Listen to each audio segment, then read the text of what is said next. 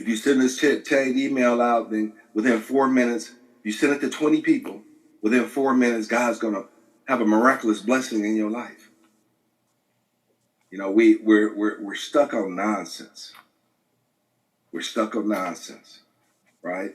Jesus means just us. It means just us. So when you praise Jesus, you're praising yourself. You're praising yourself. And if any blessings come, it's going to be because of you put in the work to make those blessings a reality. Now God, the great creator, Yah, will put icing on the cake. And he gives you icing like manna from the sky no matter what you do. Right? But if you want to do better, you have to be better. So it's about you being the best person that you can be so you can be blessed. So if you wait for God to just bless you, then at the end of days, when you look at the work, your history, and the legacy that you left behind, it's going to be zero. That's not going to get you through the door. Just because you smile, just like I'm in court, just because the judge smiles at you and don't mean he's going to rule in your favor. Most of the time, it's the complete opposite. All right, Miss Deborah, how are you? If you have any questions, let me know. Other than that, I'm a ramble. Tell some friends. I'm glad you made it. Right? Okay, so it's about personal growth and development. We have to take personal responsibility for our own lives and the outcome of our lives and our children. So the program that I put together, go to the website, powerthrough-unity.org or boardwalklifeplan.com, put your name in the widget, and then you got a program that kicks in automatically. You know, and it takes us on a different journey, stuff that they don't teach you in school. Like I mentioned before, as a professional, I have continuing education programs and studies that I have to do on a continuous basis. But when most of us graduate from high school, either you dropped out of high school, you didn't like school, you don't go to college. So, and if you do go to college, that's it. And you think that's all we live now, if you take care of yourself, 83 plus years of life. So life is always changing around us. From the time that I was a kid to now, the life has dramatically changed. But you got to keep up with that. That's a part of growth and personal growth and responsibility. And if we get stuck in the past, then we get left behind. All right? So my topic today is, I have to write this stuff down because I'll be rambling. You know, like I said, we start off simple and we get more technical, more complicated. And I have in boardwalklifeplan.com is a blog. It's a blog website, different information. So once we get through the basic stuff, and I want us all to be on the same page so we can talk and reason with each other. I want to break down these demonic barriers that we can't discuss certain subjects. We should be able to discuss politics. You know, we should establish a political agenda where we quit giving our votes away. Now this presidential race is so interesting. You got people up in there, you know, we need to look deeper into the individual and understand that no president is going to be able to save us. They can only serve the apparatuses in place right now. So if we want to give them a new apparatus, a new paradigm, then we have to be the paradigm and force the shift in our direction. We have to quit being beggars and don't act and running around like we don't have a clue, bumping into each other and wonder why we're in each other's way. So we have to renew our minds and our thought process. Now this political error and so forth, blindless casting votes, we have to stop that. We have to stop that. But we have to build the apparatus at the grassroots level. That's why this is a grassroots movement, because the people at the top you can already see history. That's why it's not really his story. We've already been indoctrinated with his story. Our story is that we can see that this crap doesn't work the way it is right now. It's not the apparatus, it's the people who operate the apparatus. Because you can look at a statute, right?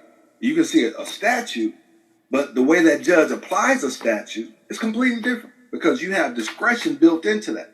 So based upon his discretion or his propensities, he's going to rule accordingly. That's what's messed up about it. So it's a person on the bench. And they put the discretion in there so to make sure that those who rule continue to rule. This is their little backdoor thing that they do. And most people can't afford to appeal and to fight it and so forth. So there is a real ceiling that they don't want you to pass. It's like last week, I have an article, I have a program out there. I finished the state of, everything is about the state of Black America. Just put a different topic underneath it. We're going to talk about the riots and how that affected our communities. And where's our Marshall Plan? Because our government sent the National Guard in and blew up and destroyed our communities. We don't have to look back to Oklahoma City and Allensworth and all these other projects that we never even heard of. So we need to understand how that's done and understand that it's only our fault that we continue to head down that road. That's why I have a picture. I like a picture of the anthill. I remember when I was a child and in Alabama. There's these big anthill or termite mounds, whatever they are, right? So I go by there one day. I had a stick, and I'm just a little kid. Hit the termite mound, and I know to get out the way because they just running out everywhere. And if you in the path, you're gonna get eaten alive. These ants, these red fire ants, gonna eat you alive. But a couple weeks later, I go right by the mound, and they rebuilt. They're rebuilt again. It's amazing. And nature. In a newsletter I just put out, I have a picture of an autumn forest with autumn leaves and so forth, right? Then you look at the majesty of the seasons that change and how it's cleansing. And that tree, it goes through a recycling process and it gets rid of the old so that the new can be joined up again, right? So that the new can be joined up again. That's what we have to do. We have to get rid of the old and bring in the new. Remember when I left home after high school, I joined the military. They said, hey, forget everything your parents taught you. I'm your mama and your daddy. I'm going to teach you to be a man, right? So they strip you down, humiliate you, so they can build you up. When some of them got stripped down, they couldn't find their way back, right? They just flatlined. But the majority of us, they taught us how to be men. And character is something that you have to be developed and honed in you, all right?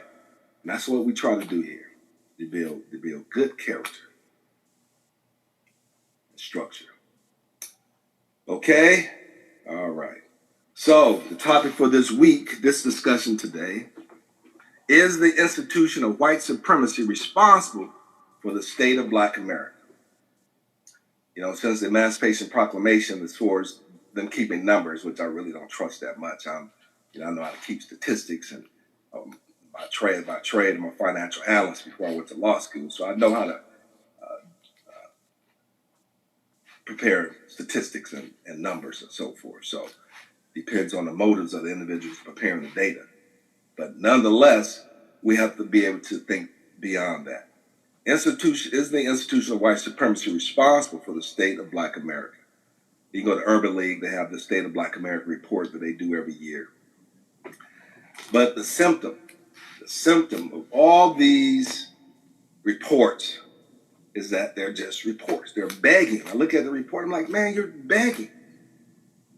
Feel good time, telling us what we need to do. But there's no strategy to implement the plan.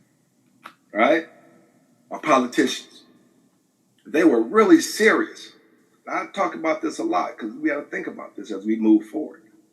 They never, after the election, and they have a vested interest in this. They never come back to the community and say, hey, listen, this is how politics works in your community. If you want things done, this is how you do it. seminars on the process, and so you can take control of your city politics and your politicians, so that way you can implement an agenda. They have an apparatus in place where you can put measures on the ballot, right? Does any of our politicians come to the community and say, hey, this is our agenda. This is my agenda, and these are the list of things that we need to accomplish, right? So how do you implement that? What measures can we implement on the ballot and support that will allow us to achieve the goals, especially in city economics, county economics, to make sure that our voice is heard? That's why they don't respect our votes, because we don't have a plan. And then if you have a plan, we don't support the plan. You can't send people. If you had a chief and you had warriors, and the chief is the only one talking, he got it, chief talking, then all of a sudden you look around and you got people behind you that just talk or not qualified to be there. You're not going to win many wars. You're going to be disgraced. So we have to think differently. In order to be different, we have to think different, right? And this is about business. This is about economics. Life is a business. Life is a business. What is it? Treating your life as a business, because it's an asset. Your life is an asset. It's an asset. And you want a return on investment, ROI. Because if you want to be successful, you have to be a success. You have to have a healthy thought process. Not fussing and bickering at everything that doesn't achieve a final objective. We have to stop fussing and bickering about anything that doesn't add to our ROI, our return on investment. So that should cut a lot of stuff out of the way. And those who can think reasonably clear, it's our responsibility to come together and eradicate, because it's profitable. And to be profitable, I'm going to show you how it's profitable. So I worked in corporations. They sent me and my team to corporate, turn around. Make sure they have a financial system in place. They have a cost collection system in place. Their accounting system functions. Departments talking to each other. And Black America is like a company, a dysfunctional department within a large corporation. But nobody's sending a fixer like me at the government level to come and fix it, because they're not interested in that. They don't want you to compete against them, because they understand, they know your history, right? They know that this is just a blip in history, and they want that blip to go as long as possible. We'll discuss that issue in our later curriculum. Just thinking, healthy-minded. Look in the mirror and loving yourself. Loving who you are, loving the talents that God has blessed you with. Not letting anyone distract you. I think it's important when you're raising your children to not speak negatively to them. My mother always spoke, even though she fussed a lot, I didn't like that. But she always had positive words. You can be the best, no matter what you do, be the best at it. If you're a garbage man, be the best garbage man there is. No matter what you do in life, be the best. I talk to my students. If you put your name on it, that should be 100. That means if you put your name on it, that means that's your very best. It's like before you put your name on a contract, that means that you have read that contract and understand it.